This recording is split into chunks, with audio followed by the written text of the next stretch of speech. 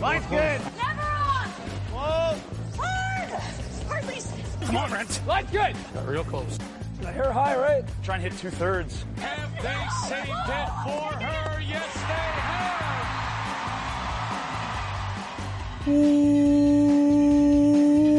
Welcome to Game of Stones, everybody. I am Sean Graham, Scott alongside, as always. Hello, Scott.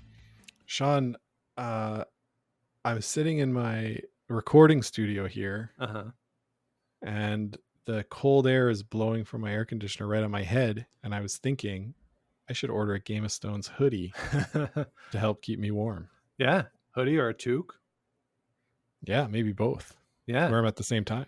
keep you nice and toasty Sure. in that Sure. cold recording studio that you have. But you want it cold. It keeps the energy up.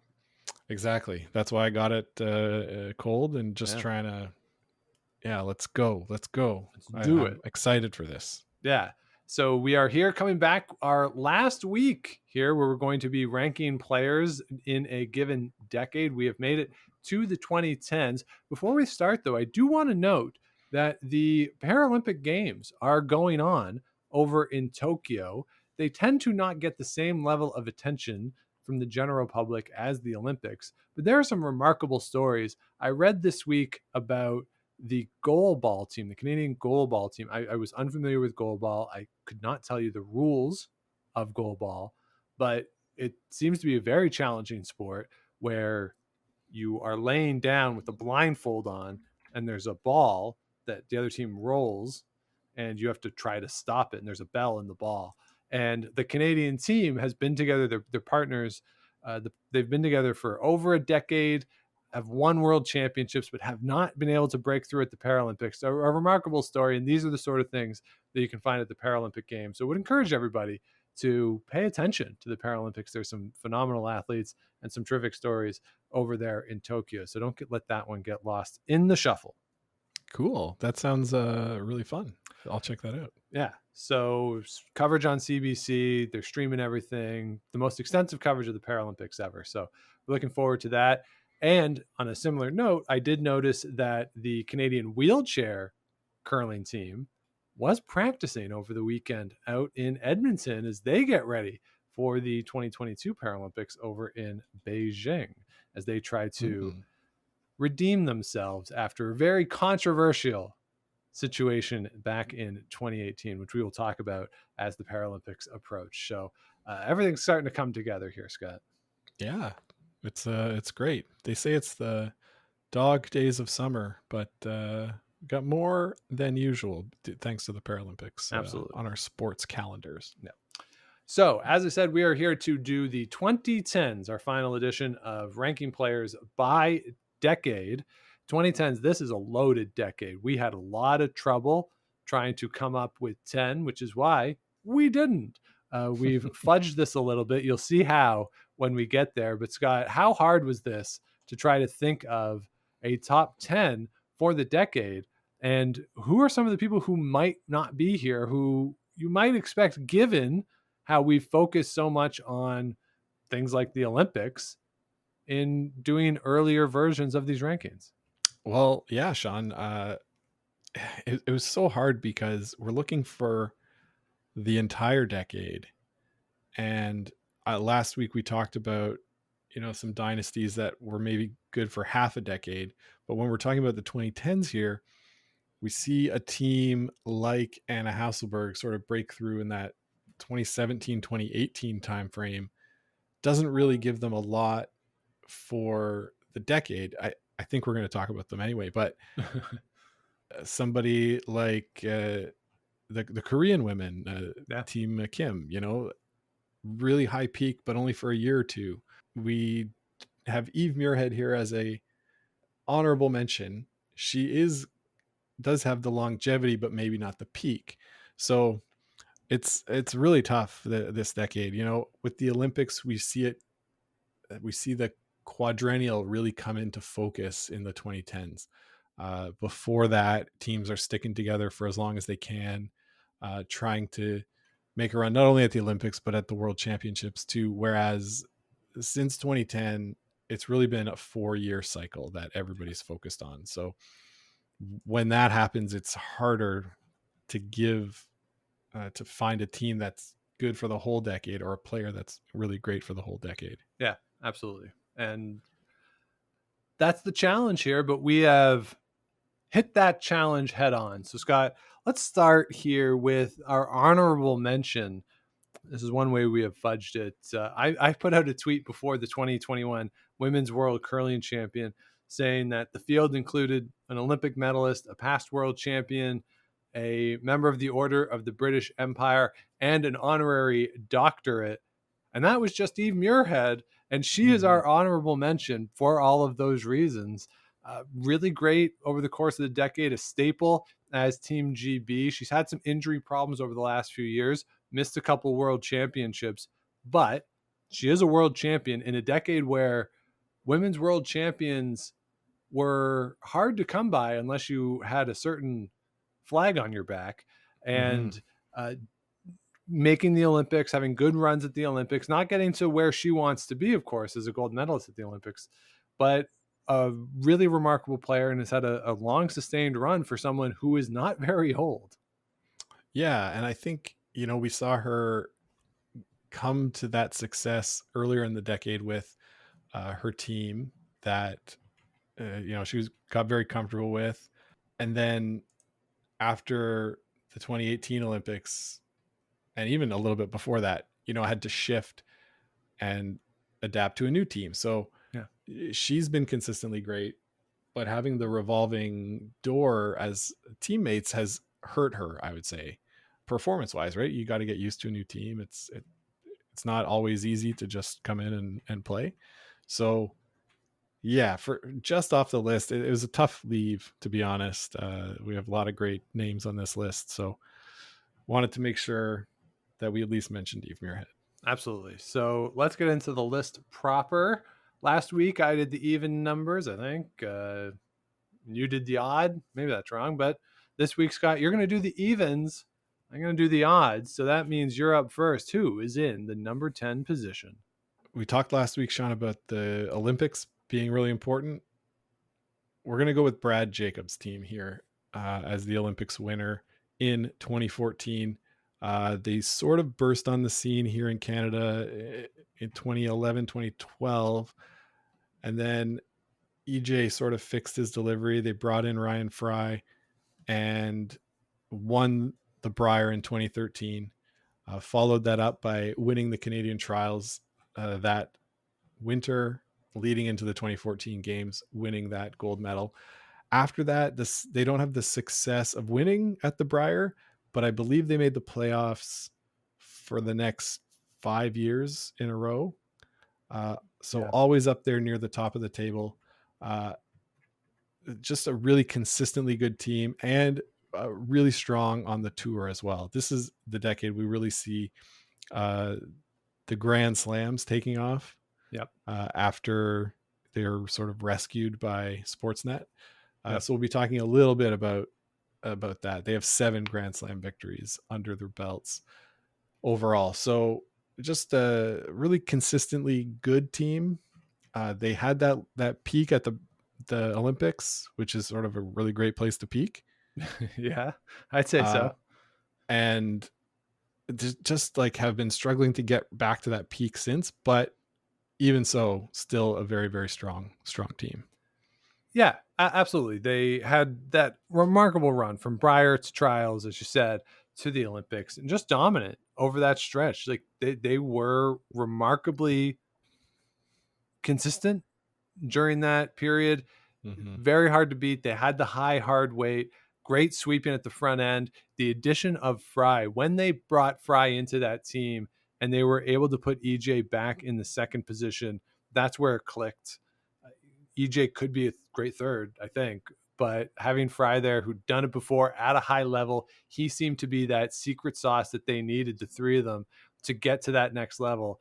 And when Jacobs was there, it was remarkable to see the emotion that they had, the just pouring out of them, which at times 2017 trials worked against them. But when it was going right, it was really good. Some controversy around this team. The issues after the Olympics in the 2015 Brier where with knees on the ice and Mhm. the fans turning on them a little bit, it's not a smooth ride for this team over the course of the decade by any means, but arguably one of the highest peaks of anybody in the world. Yeah, and Sean, you talk a lot about asking Brad Gushu about why the same teams were making the playoffs at the Brier every year, and he said it was because they're the most consistent skips. Yeah. Right. So Brad Jacobs as the skip of that team, very consistent. I think getting a little frazzled at the trials there in 2017 really forced them to take a step back and evaluate, and they did that. There's a lot more positive language coming out of from them the last 2 or 3 years. Oh, wait. Well, let's talk about this then. Let's talk about it and see what happens. Let's talk about it. That was my Brad Jacobs impression from the last 2 years. It's great. That's what he does, and it's nice for somebody that was like a bit of a hothead before that. Yeah. To take that step back, and as you get older, you get more perspective too. So this team's at number 10 because they did have a short peak, but also quite consistent throughout the whole decade. Yeah, and it'll be interesting to see what happens to this team after this year, this upcoming season. Mm-hmm. Brad has alluded to potentially stepping away. He has alluded to potentially it'd be a breaking up of the team.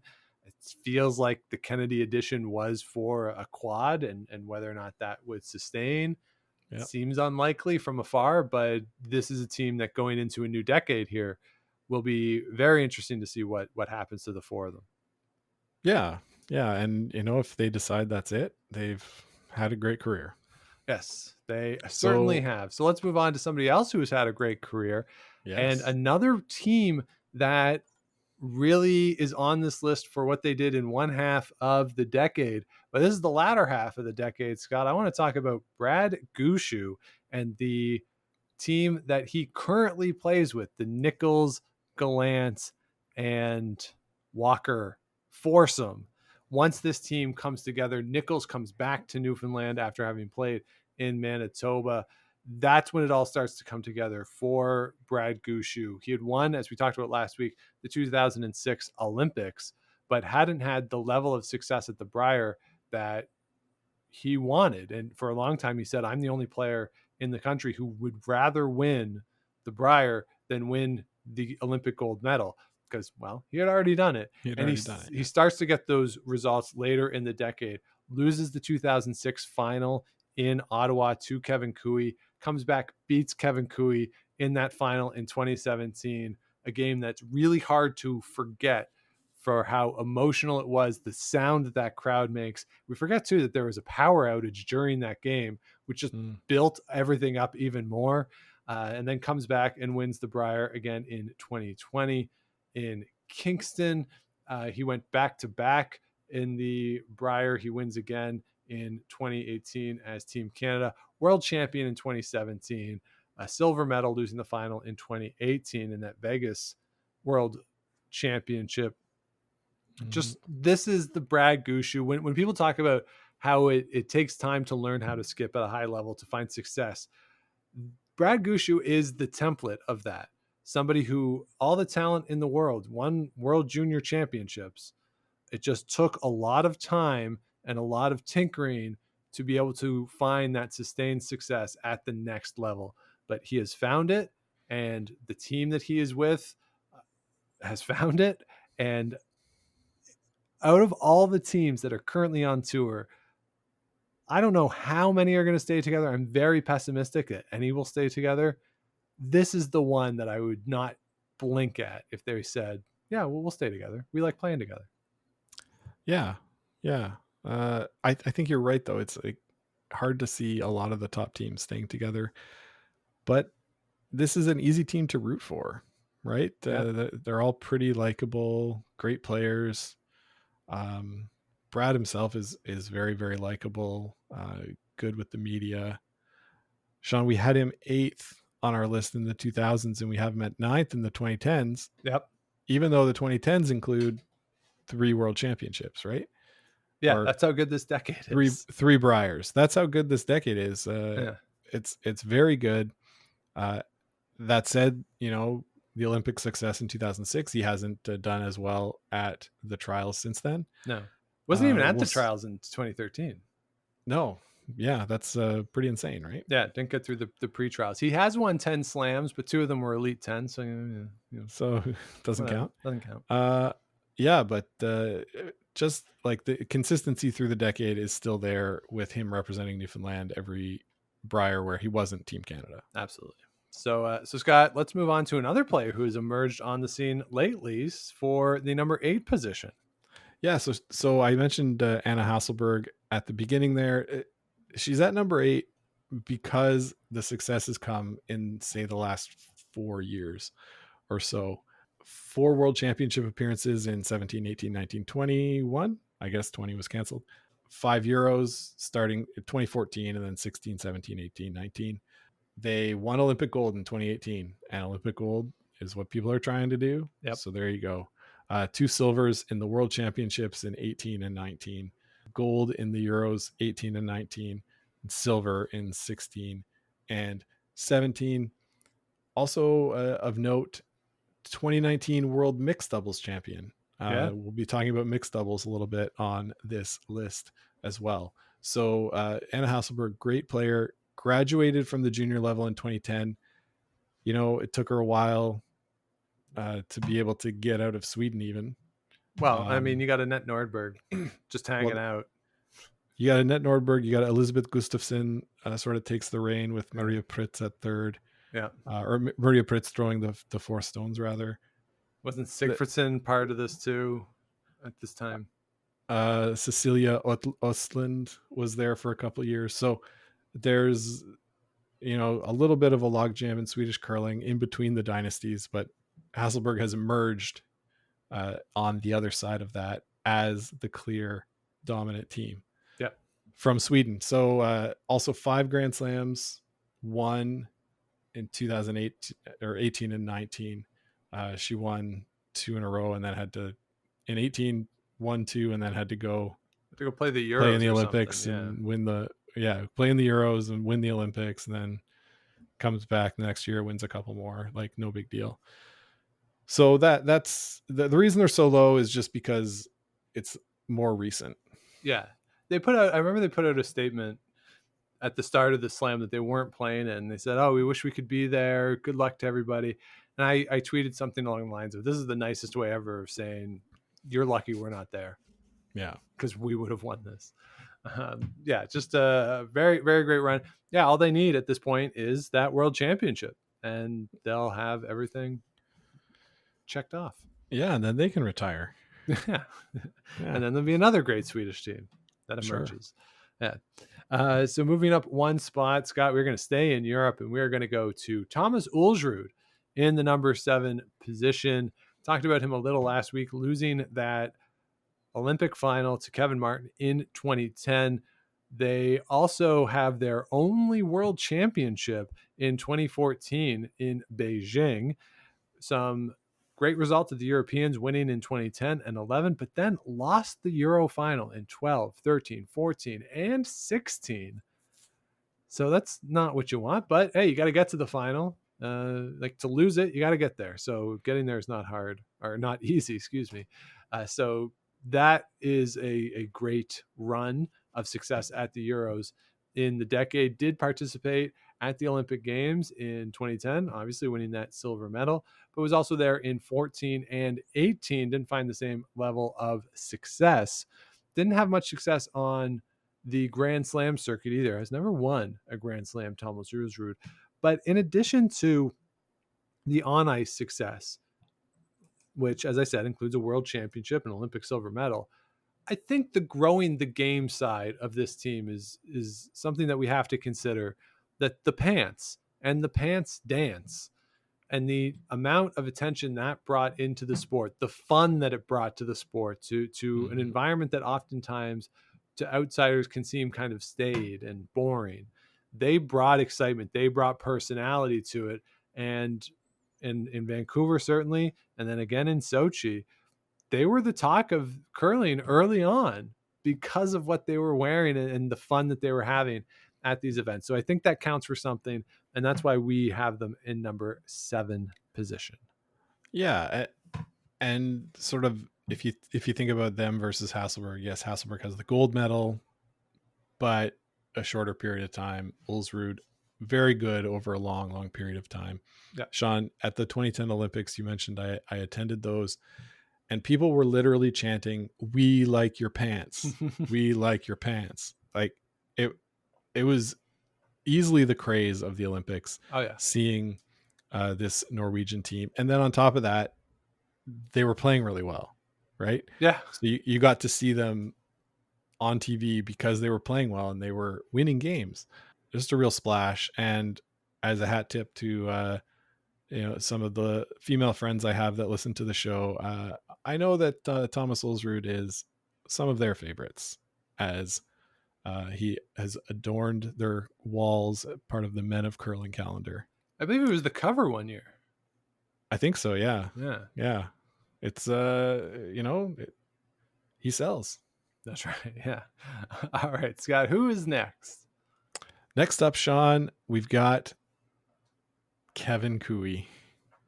Number 6. What's this? Kevin Koe, number 6? What the what? But Kevin Koe really broke through here. You know, we had the Randy Ferbey rank and then the Kevin Martin rank, and Koe was always sort of like third place in Alberta.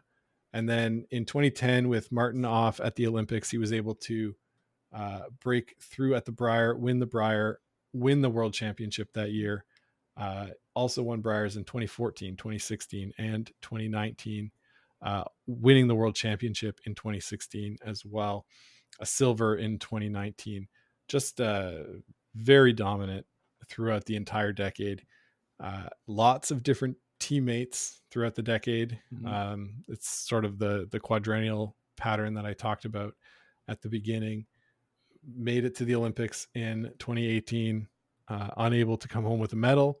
Him and Homan, that's the first time Canada did not medal in an Olympic curling event. Yep. So a little bit disappointing there. They'll be trying again to get there for 2022. But a remarkable streak of great curling. And I think, we say sometimes a team just got Koe'd because he's the guy that's got the ability to just pull incredible shots out at any time in the game and kill your curling for the day, right? You're just feeling good. And then, we got Koe'd. Yeah. Yeah, no, absolutely. Happens all the time, right? You see it. That's why it's a thing that people say, right? Yeah. That's it. And we talked last week about Glenn Howard murdering Joel Jordison. Well, Brendan Botcher has been murdered by Kevin Koe multiple times. But number 6. Maybe I'm feeling a little shaky on that right now, but looking at the names ahead, it makes a lot of sense. Yeah. So if you're angry at us, wait, don't tweet us yet. Wait until we go with the top 5, and I'll give you number 5 right now. The great John Morris gets his own entry on the list in the number 5 spot. This is my favorite version of John Morris, I have to say, the mercenary John Morris, where he'll just go and play with whoever and have success with them. In this decade, in the 2010s, he has medaled 3 times at the Canadian Mixed Doubles Championship, had great success at that level nationally. He, of course, won the 2018 gold medal in mixed doubles with Caitlin Laws at the Olympic Games in Korea. At the 4-person level, this is the decade where he has jumped around. He joined up with Jim Cotter, took them to the Olympic trials final in 2013 that they lost to Brad Jacobs, took them to the Brier final in 2014, lost that to Pat Simmons and Kevin Koe. And then Kevin Koe changed up his whole team. So John Morris said, all right, Pat Simmons and Carter Rycroft and Nolan Thiessen, I'm available. Why don't I play for you? And they come back as Team Canada in 2015. John Morris starts that week skipping. They changed up midway through the week, and Morris goes to that 3rd position. the rest is history. We've talked about the broom throw a number of times. It's a great moment. Yeah. So then he goes back to Jim Cotter. They played together at the 2017 trials.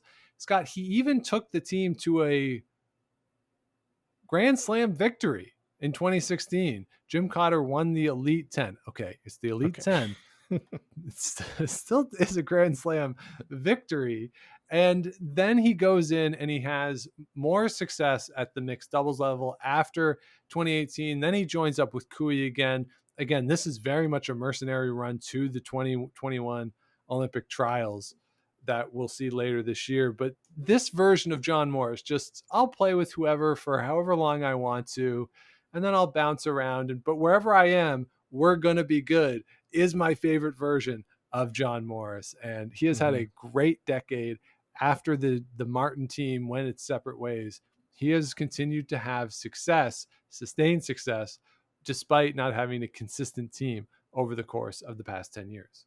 Yeah. And I think the reason we put him ahead of Koe on this list, well, is that Olympic medal in mixed doubles. Absolutely. And the 2 Canadian championships that you mentioned, he's just like so good with anybody. The mercenary, like you say, it's just great. I remember interviewing him at the 2020 Brier when he was the Ontario 5th. Yeah. And I asked him like, so what is this? Are you done? Like, and I don't know. He said sort of look with a smirk, like, they asked me to come and we'll see what's going on. And then it was probably there in the patch that they decided to team up with Koe again. Right. Maybe people don't remember, but Kevin Koe played third for John Morris from 03 to 06 after Morris moved out west. Yeah, I think people don't remember that because Koe had hair. He's unrecognizable in the photos. Yeah, that's fair. Yeah. All right, Scott, we're into the top 5. Who's in that number 4 spot? Number 4, Sean, we're going back to the women's game, and we're going with Rachel Homan.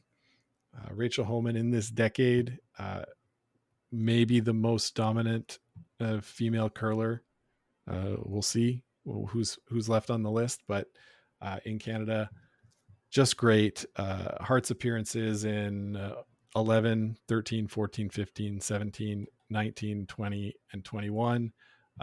The year that they missed in 18, they were representing Canada at the Olympics.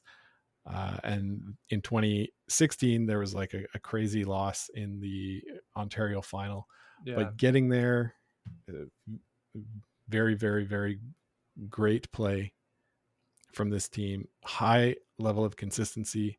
We saw them win the Scotties in 2013 and 2017, a silver medal in 2019, and a bronze medal in 2015 and a gold. So like 2013, 14, she 15, gets there. If she's there. If she gets to the Scotties, she's winning a medal. She's winning a medal. That such a great team. I think the consistency that they had on their team plays a role in that. They switched one member after the 2014 season, but just like a really great player. Yeah. Like you say, if she's there, she's in contention to win. When she's playing, she looks super focused. I have nothing but good things to say about them and their team. Well, yeah, they're really, really good. And they did have some lineup changes, of course. Alison Kreviasik left the team, moved to Sweden. And then we had the slightly more controversial decision where Lisa Weigel left the team. But the consistent side of the roster has always been Homan and Miskew since they were 5 years old. And I said it earlier, like the Gushu team, I wouldn't be surprised if they split up. Or I would be somewhat surprised if they split up. But Homan and Miskew, it is hard to imagine them not playing together. Yeah. Since they were young, playing together, you wonder sometimes though, right? Like when we talk about baseball, like the manager, they lost the room. Like, are you just wanting something different? But those two, like you say, they've been together so long, it seems to be working still. Yeah. Why mess with it? They're still really good. Yeah. but Scott, 3 players have topped them on the list, one of whom is their longtime rival, who we have in the number 3 spot, Jennifer Jones, improving on her number 5 ranking from the aughts.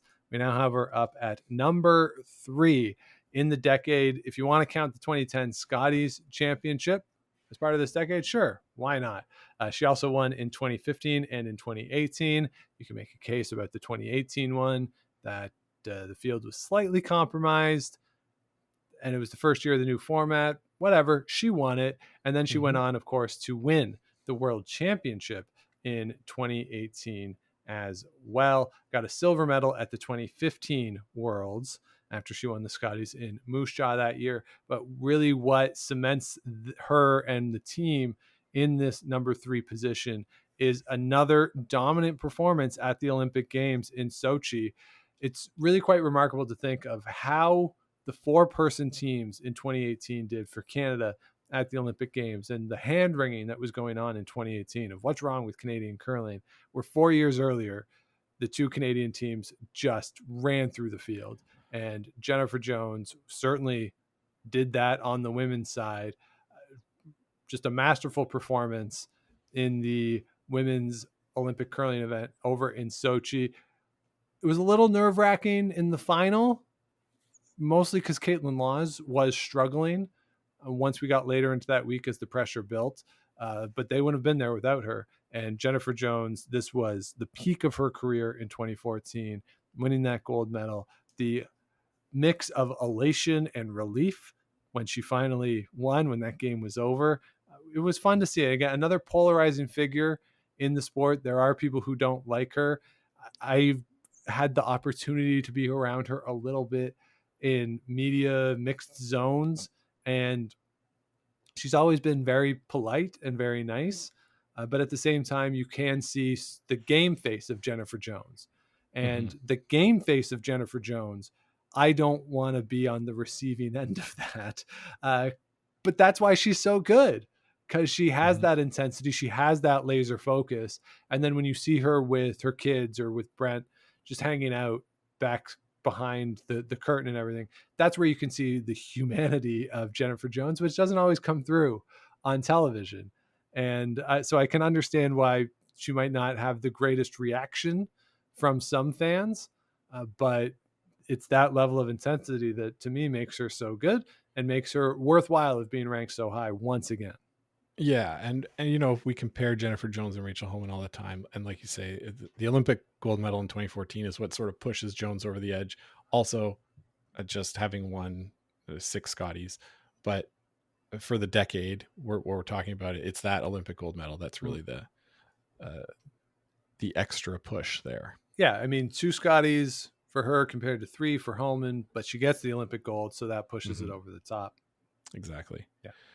So moving on to number 2 on our list, we talked on the podcast before, Sean, is this the decade of Kevin Koe or is it the decade of Nicholas Edin? Well, I think this numbers will speak for themselves. Nicholas Edin has 4 world championships in the 2010s. Also won this 2021. That gives him 5 overall.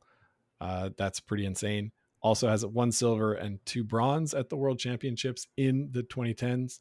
He's got 6 golds at the Euros in the 2010s and 2 silvers. The only thing he doesn't have is that Olympic gold medal, getting that silver in 2018, losing to John Schuster, who we don't see on the list, by the way, just in case you missed that, and the bronze in 2014. So that Olympic gold is sort of the only thing that he's looking for. What's more impressive about this, Sean, is he's done it with 2 different teams.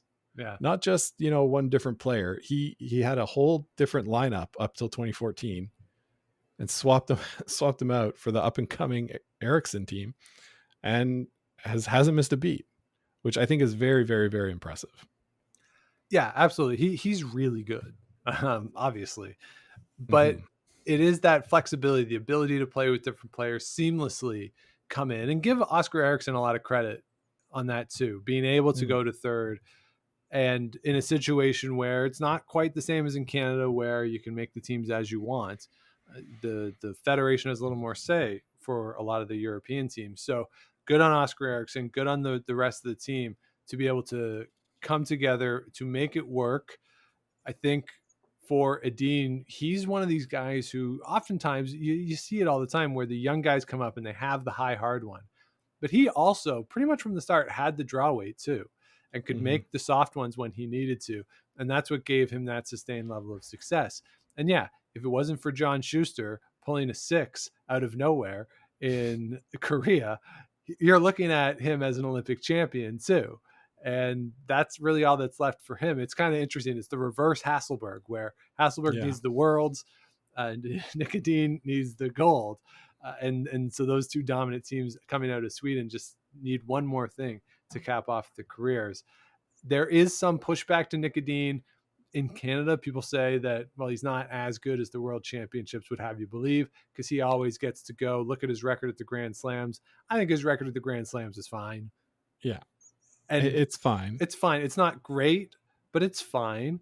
And again, when you look, it's important, I think, to look at the Grand Slams and to look at team schedules and how teams set up their schedules. Because if you're Nick Edin, a lot of the Grand Slams are in the fall, but their focus where they have to peak in the fall part of the schedule is at the Euros.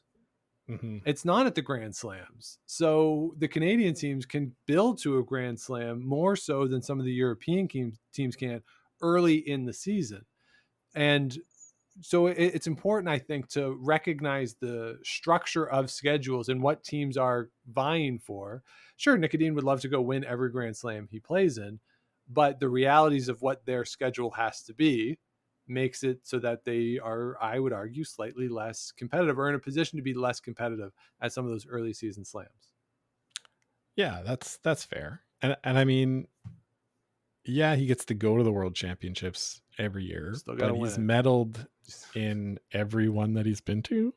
So, well, since 2013 anyway. So like, that's not hard, or that's not easy to do. Yeah.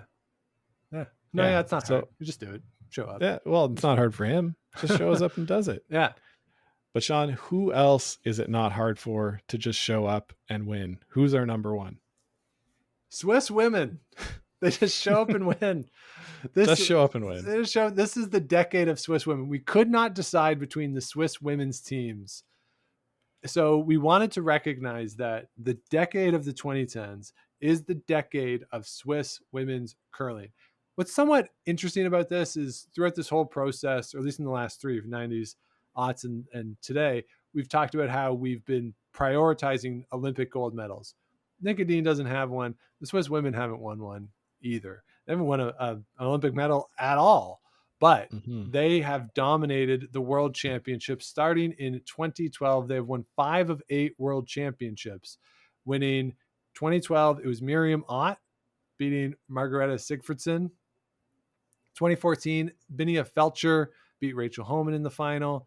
In 2015, Alina Patz with her own team beat Jennifer Jones in the final. Binia Felcher comes back, beats Satsuki Fujisawa in 2016.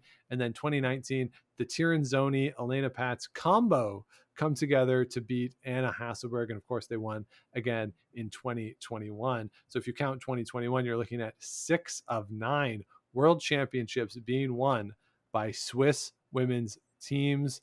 2020, I had Elena Stern as my pick to win that event because of the trends. But even you look at the World Juniors, the Swiss women have done exceptionally well over this decade. So the number one on our list is Swiss women just showing up and winning World Championships. Yeah, and it's our list, so we can do whatever we want. I know it's supposed to be the best players, but like you're right, Sean, we couldn't choose because they do just show up and win. And we wanted to make sure that we were recognizing all of them because in any given year, any one of them could have gone and won. Yeah, it would seem, right? Yeah. And don't come at us if you're like, well, you could have done Canadian men or women in the 70s or 80s. We could have, but we did the individual teams. And this one, there were so many great teams that we didn't want to leave somebody off the list to have multiples of the Swiss women. So this is our way of fudging it to get now like 15 teams on a 10-team list. Yeah, pretty smart, eh? Yeah. What is beeping? Oh my Sorry, guys. goodness. Scott's house is Yeah, burning down. even my computer was it was saying, "What are you doing?" But no, it's pretty incredible the level of success that the Swiss women's program has been able to build over the last decade. Always strong, going back even another 20 years, but the sustained excellence and being able to do that with multiple teams, it's sort of the most successful international curling program outside of Canada, I would say, in terms of the diversity of teams. Yeah, I don't think it's close either. No, I'm trying to think. You could argue maybe Scotland, but just the level of excellence that we see from them on the world stage is incredible. Yeah, we have 6 world championships won by 4 different skips. Yeah, incredible, amazing. Incredible. Like for non-Canada, for that's happened in a non-Canada nation, it's unheard of. Like we just haven't seen anything like this, that level of sustained success. So it's fun to see. I mean, Benia Felcher has left curling, competitive curling. Elena Stern has left as well. So, and Miriam Ott has retired. So it's not today. It's not like all these teams are beating each other up to get out of Switzerland anymore. But the sustained success at the international level, just remarkable to see. Very good. So why don't you wrap up our list, Sean? So we have Eve Muirhead in the honorary mention list. Then top 10, Brad Jacobs, Brad Gushue, Anna Hasselberg, Thomas Ulsrud, Kevin Cooey, John Morris, Rachel Homan, Jennifer Jones, Nicholas Edin, and then the Swiss women in that number 1 spot. Scott, how do you feel about this list? Have we managed to get all of the great players who we wanted to include on this list? Well, yeah, with apologies to John Schuster, I think we have. Where I think this list, if we project out to the 2020s, I think is where we're going to see a lot more Pacific Asia teams and players breaking onto this list. I was thinking we could have maybe gone with Fujisawa as an honorable mention. Yeah. World silver, Olympic silver. Yeah. But I think that's where the trend is going. I think my prediction is that when we're talking about this in 10 years, we're going to have at least 1, maybe 2 or 3 Pacific Asia teams on this list. Yeah. Like Minji Kim. Could be them. Could be the young Chinese skip whose name escapes me right now. But that's where I think we're not representing as much, and that's because of what we watch and what we get to see. Well, we talked about it last week with Bing Yuang, that they haven't had, Pacific Asia teams haven't had the success on the international level as other countries have, and that's why Bing Yuang winning back in 2008 was so important. Yeah, 2009 they won. 2008 they lost in the final, but that's what I'm looking for in the decades to come. All right. Well, this has been fun. Hopefully you've enjoyed following along as we've gone through the decades. What do you think of our list for the 2010s? Who did we miss out? Please do let us know. You can find us on social media at Game of Stones Pod or through email, gameofstonespodcast@gmail.com. And that'll do it for this series and for this week. Thank you everybody for listening. Hope you enjoyed it. If you have not yet, please do subscribe to the show wherever it is you get your podcast. Do the likes, ratings, comments, share it around with your friends. Let other people know what's going on to help us continue to grow as we head in to the new curling season. Games are being played already. Big games are coming up very shortly here in Ottawa as the pre trials and the pre direct entry trials, or whatever we're going to call this, are being played in the next few weeks. We'll have full coverage of those because we're local to them.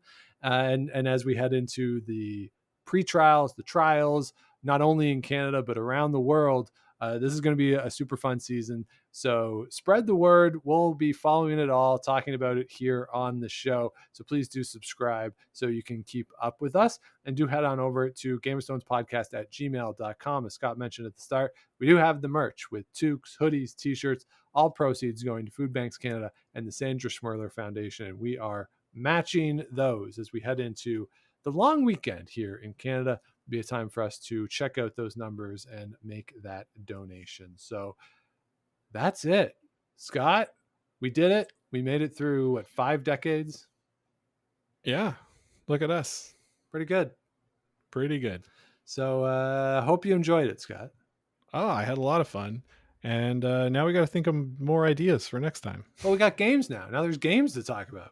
Oh, that's right. That's right. There were some games and some games coming up too. Looking forward to that. So we'll talk about that. And we have some other ideas in the hopper, but this is going to be a really fun curling season from, like I said, Olympic trials, Euros, PAX, all those events that'll be going on, then into the Olympics, and then the inevitable blowing up of all the teams that we are going to see in the spring. This is going to be a jam-packed season. We're very excited for it. So be sure to follow us along. It'll be a lot of fun. So we will start to look ahead once we get back with you next week. But until then, keep those brooms on the ice and don't dump that intern. Make the final.